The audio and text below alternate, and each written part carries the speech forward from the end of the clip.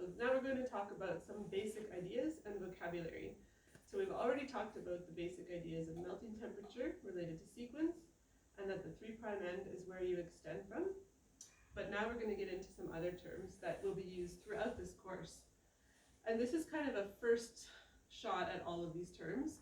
So you will hear them again and you will have more detailed definitions later on in the course. But it can be good to have an idea of what these words mean in general.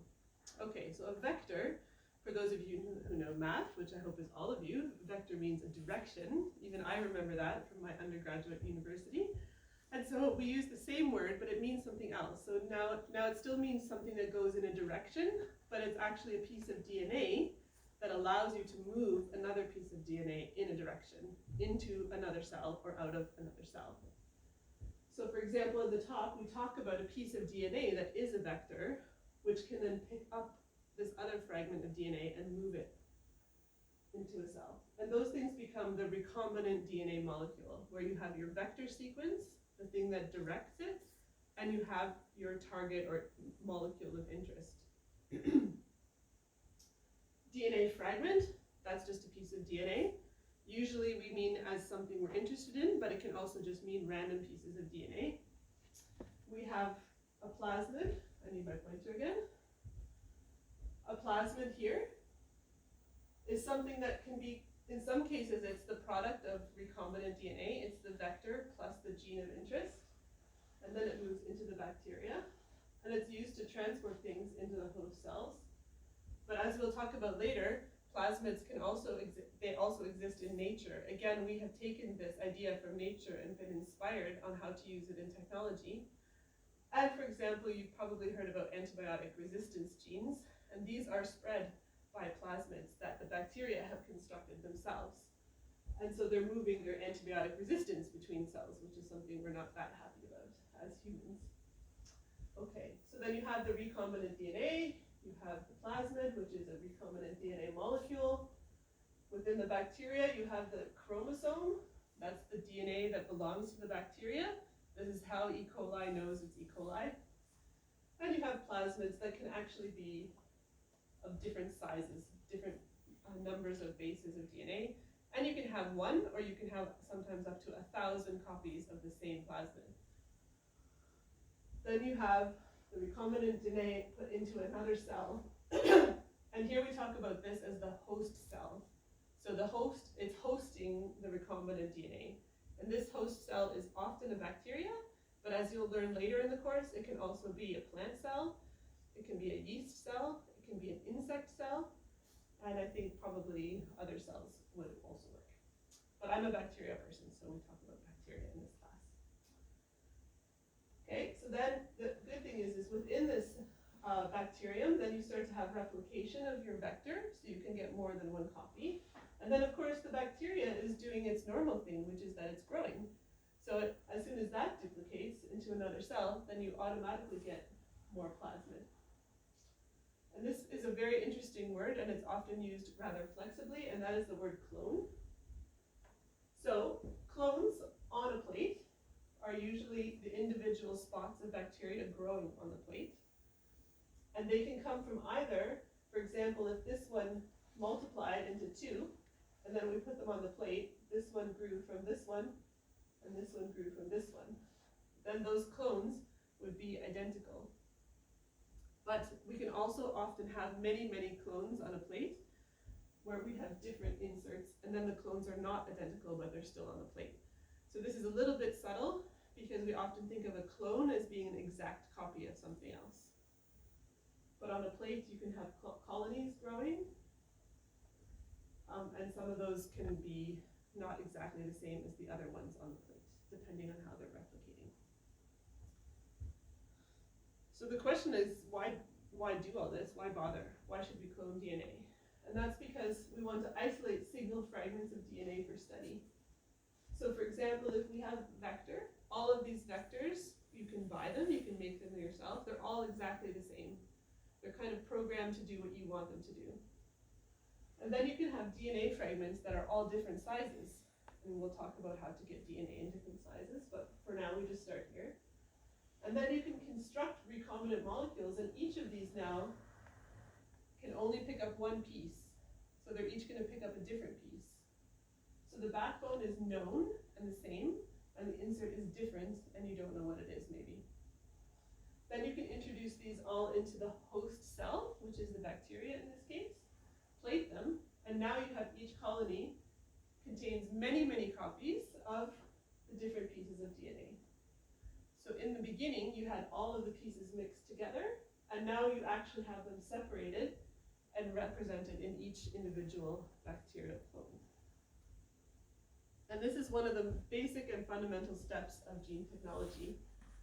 So we can start to ask a lot of different questions around this central workflow. So what do we need to make these vectors? Can we make them? How do we make them? And how can you use them? There's different kinds of vectors, and you will find out that they can be used in different ways, depending on what outcome you want to reach in your experiment. How do you get DNA fragments from different places? How do you get DNA fragments from a bacteria, from a food sample, from a yeast strain, from a soil sample, from a virus? How do you construct the recombinant DNA, and how do you know if you've done it correctly? That is extremely important. No point doing all of this if you can't check and make sure it's right. So we'll talk about that. Which type of bacteria can I introduce DNA into? Animals, plants. Why would I want to put something in a plant or a yeast or a bacteria? Why would I choose different host cells? And we will talk about that as well. How do you get the DNA into the cells? And how do I know which piece of DNA is where? How can I use the pieces? And what do you need to be careful of? And of course, over top of all of this is how much time is it going to take? Which steps do I need to do in which order? How do I troubleshoot these steps? And how much is this all going to cost me? What's the fastest way? What's the most expensive way? What's the most accurate way is also a good question. Boy, this didn't work very well. Okay. This should be animated, I think. I apologize for that. But we just look at it from here. So if we're going to extract a gene from the chromosome, so this is one place you can get fragments of DNA, is that you have a chromosome from a plant cell or from another bacteria. And you say to yourself, well, let's see, I'm really interested in a gene called TRPA. How do I actually get that gene away from all these other genes? Well, I can take PCR, which we'll talk about in a minute, and select via primers. And then you make a lot of copies, and then you put it into a vector, okay? Or, this is a little bit more old-fashioned, what if you don't know the sequence? We'll talk about PCR in a minute, but you need a sequence to be able to do PCR. Then what you do is you can cut up the genes into pieces and put them into different vectors. So this is separating all these pieces of DNA. And then you have to ask yourself, how do I actually find out where this gene is and not this gene? So these are all things that we will go into more depth in during the course, and in some cases in extremely detailed instructions. Okay, so let's talk a bit more about vectors. So vectors are DNA molecules that are designed to carry other DNA molecules. And in some cases, they're not so much designed as put together from other pieces of DNA that have existed in nature for a long time.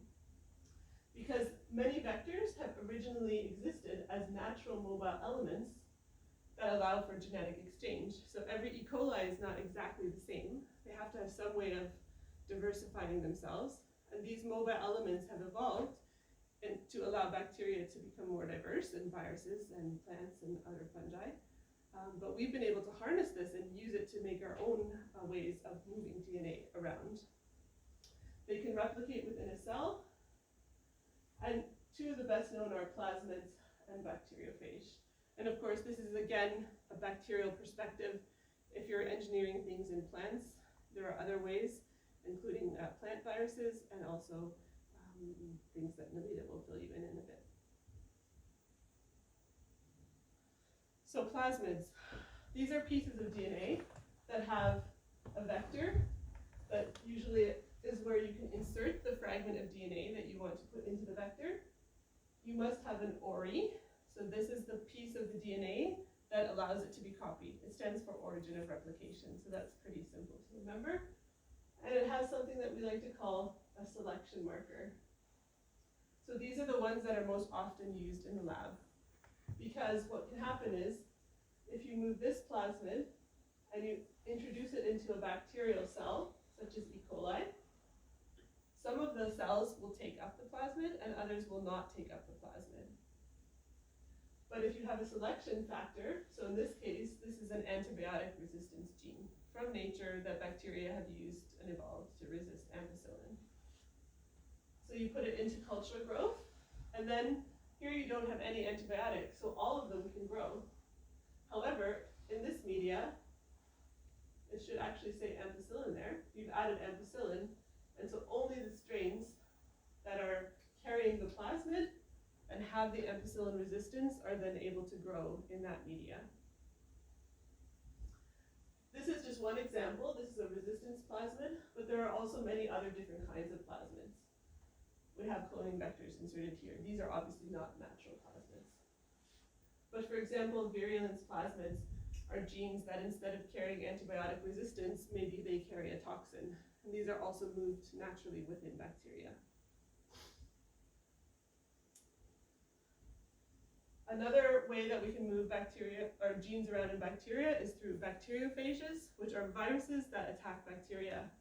So here you can see this bacterial cell, and you have a lot of different virus particles attached to the surface, and they can inject their DNA into the bacteria, and that DNA either replicates by itself or can even go into the chromosome of the bacteria and become replicated by the bacteria. So it hijacks the bacteria to replicate whatever DNA has been packaged inside the virus.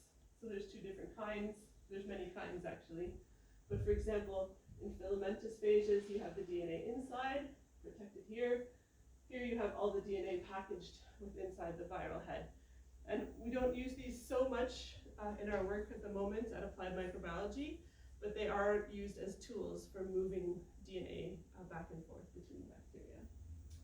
They have very small genomes, which allows you to be able to insert DNA in here. And one of the advantages is usually that bacteriophages can take much bigger pieces of DNA. So a plasmid can be limited in the size it can handle, whereas a bacteriophage could take 100 kb. So when they were doing early genome sequencing, they were using a lot of bacteriophage-based methods. That is the end of the vector section.